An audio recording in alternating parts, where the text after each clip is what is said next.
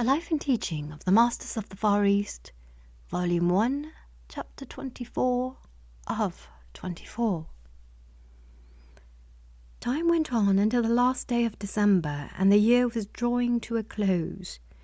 We had noticed that a number of persons were congregating for the one ceremonial event that the Masters participate in practically alone.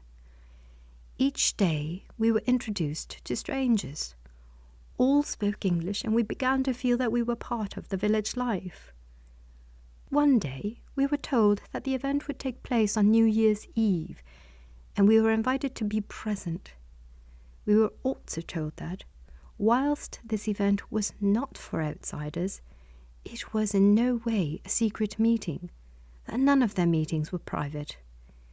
The assembly was for those who had commenced the work, had taken up in earnest, and had gone far enough to realize that they wanted to live the life. Those who had accepted the higher consciousness and realized what this meant in their lives. It was called by some the Feast of the Passover. These gatherings were usually held at some stated location at this time of year, and this place had been chosen for the occasion this year. The morning of the day appointed for the assembly dawned bright and clear, with the mercury well below zero. It found us all eager, for we felt that this evening would add to the many interesting experiences of the trip. We arrived at the appointed place at 8 o'clock that evening and found about 200 assembled.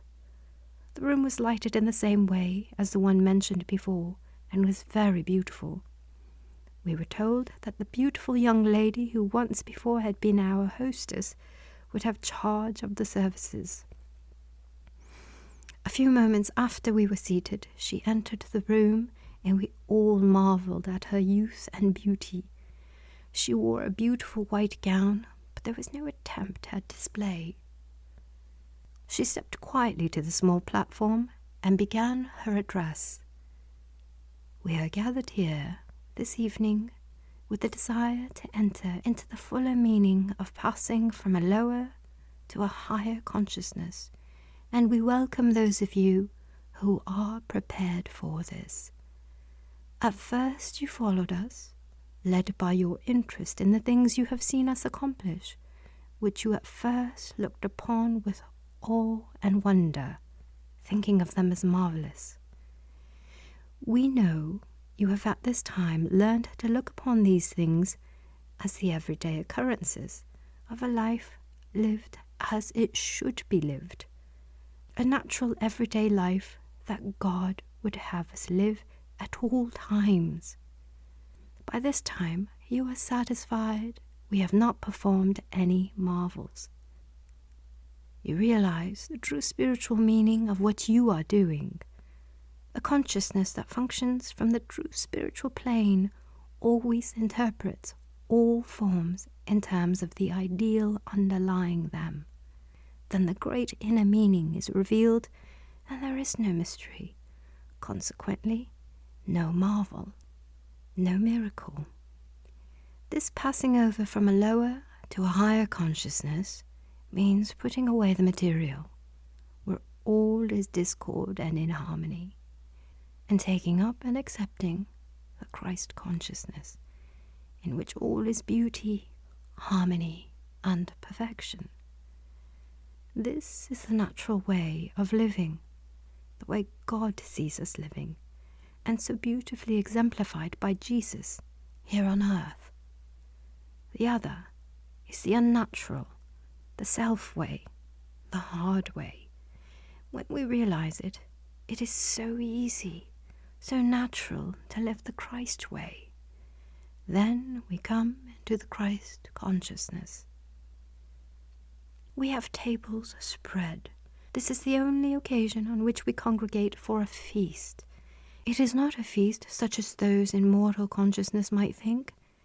It is a feast of realization and accomplishment, symbolizing the passing from the mortal to the Christ consciousness, and so greatly misunderstood throughout the world today.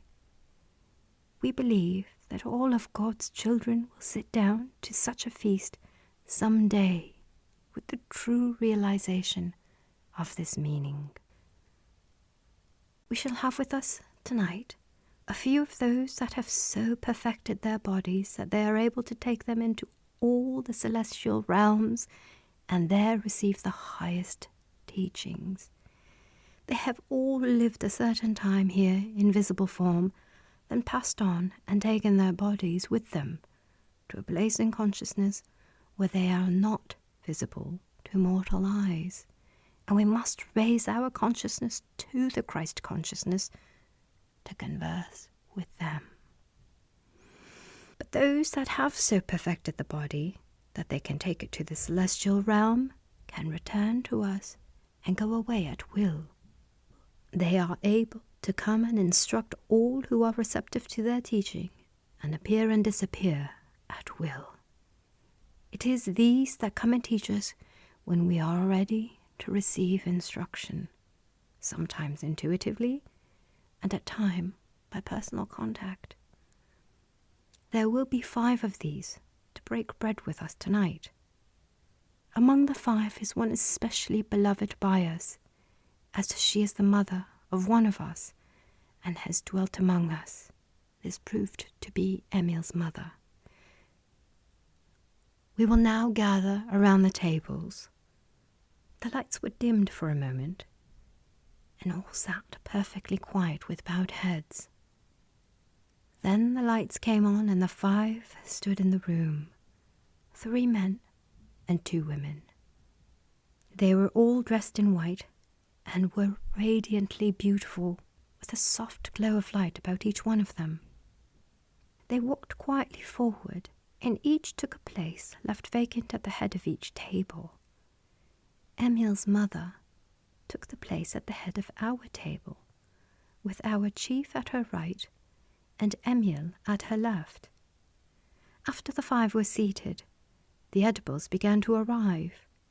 It was a simple meal of vegetables, bread, fruit and nuts, but very palatable. The talks that followed were chiefly instructions to those who had assembled for the occasion. They were given in the native tongue and were translated by Jast. I will not include these talks, as the greater part has already been given. Emil's mother, the last speaker, used perfect English, and her voice was clear and concise. These were her words. We use forces every day that man in the mortal concept laughs at. We who are privileged to see and use these are doing all that we can to have men see and know what they are keeping out of their lives by the thoughts they are holding of the perfect things that are right at hand, ready and waiting to be taken hold of. As soon as these forces are taken hold of or appropriated by man, they will be far more real and living than those that man clings to so desperately in the mortal, clings to because they can be seen, felt, and handled or contacted through the limited mortal senses. You will note that all our comforts in this room and those you are occupying, such as light and heat and even the things you have eaten, are prepared by one of these forces. You may call it light rays or what you will. We see it as a great universal power of force, which, when contacted by man, will work for him far more effectually than steam, electricity, gasoline, or coal. Yet we call it one of the least of the forces or powers. This force will not only diminish all the power needed by man, but it will also furnish heat for all his needs, at all times, in all places, without the consumption of 1 pound of fuel of any kind. The force is perfectly noiseless, and if man will contact and use it, it will stop a great deal of the noise and confusion that now seems unavoidable. This power is right at hand, all about you, waiting for man to contact and use it. When he does contact and use this force, it will be far simpler than steam or electricity. As man is able to do this, he will see that all modes of power and locomotion that he devised are but makeshifts that he has brought forth in his own mortal concept. He thought that he himself has brought them forth, and he has in this way brought forth only that which he could contact with the mortal senses. He has brought forth imperfect things, whereas man would see that all is of God, and from God expressing through him, all things that he brings forth would be perfect. Man, having free will, has chosen the hard way, and instead of realizing his sonship with God and using all that God has, he will go on in the hard way until he is driven to realize that there must be, and really is, a better way. He will eventually know that God's way is the only way. Then he will express the perfection that God sees him expressing right now. Do you not see how you must be centered in the Father within you, drawing the whole of your good from him, and how every force of your nature is to operate from the divine self? In the beginning of all expression is God, the Father, within, else God could not be expressed or brought forth.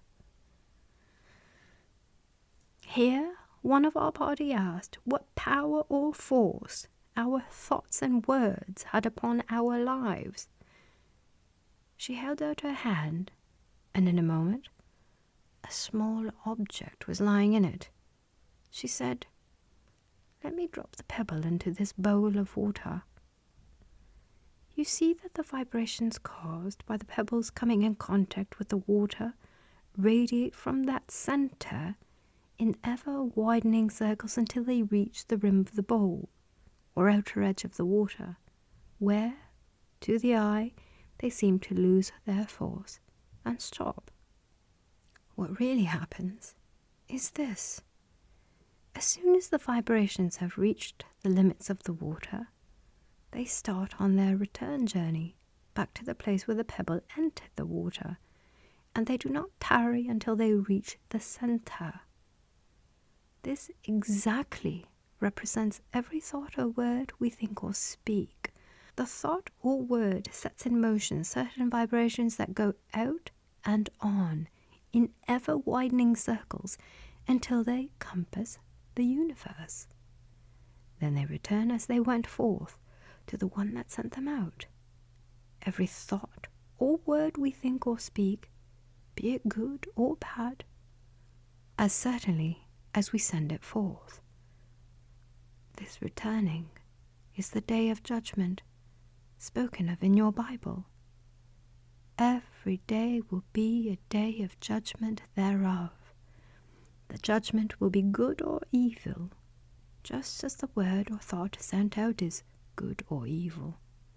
Every idea is sent out, planted in the soul, held in mind, becomes a conception later to be brought forth or expressed in physical form.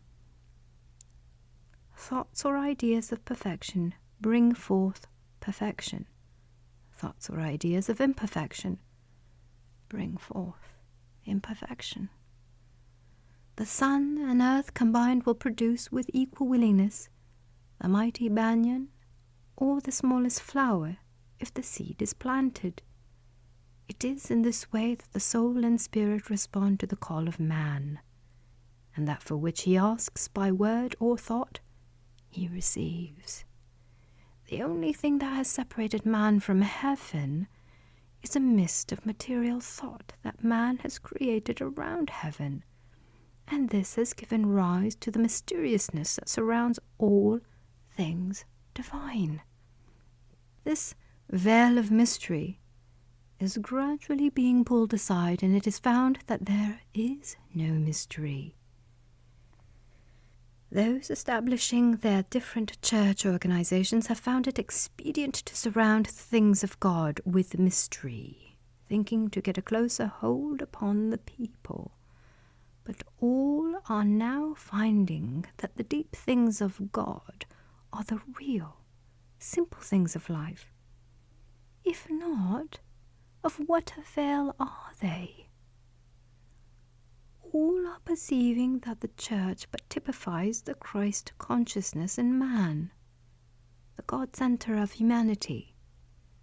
They are perceiving the ideal instead of worshipping the idol, which has been built by mortal thought. Look at the vast number of heterodox organizations springing up on every hand. Though widely diversified now, they are bound to lead to the one. Has not this one thing come forth to bring the churches to the true realization? We who have so perfected our bodies that are able to take them where we will are privileged to see and be in what is called the celestial realm. This realm is known to a great many at the seventh heaven. This realm is thought to be the very mystery of mysteries. This again is where man and mortal thought has erred. There is no mystery. We have only reached a place in consciousness where we are able to receive the highest teachings. The place where Jesus is today. It is a plane in consciousness where we know that by putting off mortality, we are able to take on immortality, where we know that man is immortal, sinless, deathless, unchangeable, eternal, just as God is, and as God sees man. A place where we know the real meaning of the transfiguration, where we are able to commune with God and see him face to face. A place where we know that all can come and receive and be as we are. We know that before long the consciousness of all will be raised to the plane where we can talk with them face to face and see eye to eye. Our withdrawal from their sight is but the raising of our consciousness above that of mortal, and by this we become invisible only to those in mortal consciousness. We have to look upon three events. One that happened long ago, the one that typifies to you the birth of Christ consciousness in man, the birth of babe Jesus. Then, the one we can see coming when your great nation accepts and realizes the Christ consciousness. Then, we love to turn to the third and last, the greatest of all splendors, the second and last coming of the Christ, when all know and accept the Christ within, and live and unfold in this consciousness and grow as the lilies grow. This is atonement, or at-one-ment. As she finished, the invisible choir began to sing. The room was first filled with music which ended in a solemn dirge. Then there was silence for a moment, and the choir again burst forth with one glad riot of music, with each measure ending in a boom like the stroke of a great bell. This continued until 12 had been sounded, and we suddenly realized that it was 12 o'clock, and the new year was here. This ended our first year with these wonderful people. Addendum. In presenting these notes of experiences with the masters, I wish to emphasize my personal belief in the powers of these masters and in their demonstration of a great law, a law that must carry a profound message to the whole human race. They proved conclusively that there is a law that transcends death and that all humanity, in its evolution, is slowly moving forward to understand and use it. The masters say this law will be brought forth in America, will be given to the world, and then all may know the way to eternal life. This, they acclaim, is the unfoldment of the new age. None of the manifestations referred to in these notes were the materialization of ordinary seance. Far from it. It was the higher expression making the body visible and invisible at will, a glorifying and spiritualizing of the flesh. There is a God law, and human beings will soon inherit it, become illumined, and use the body with understanding in full masterhood. There is no question but these people have brought the light through the long ages, and they prove by their daily life and works that this light does exist, just as it did thousands of years ago. BTS. Thank you for being here with me for this beautiful journey through the expression of Baird T. Spalding to receive the Masters. It is a book that has touched my heart so dearly, and it is such an honor to share. Looking forward to seeing you for Volume 2. Until then, lots of love.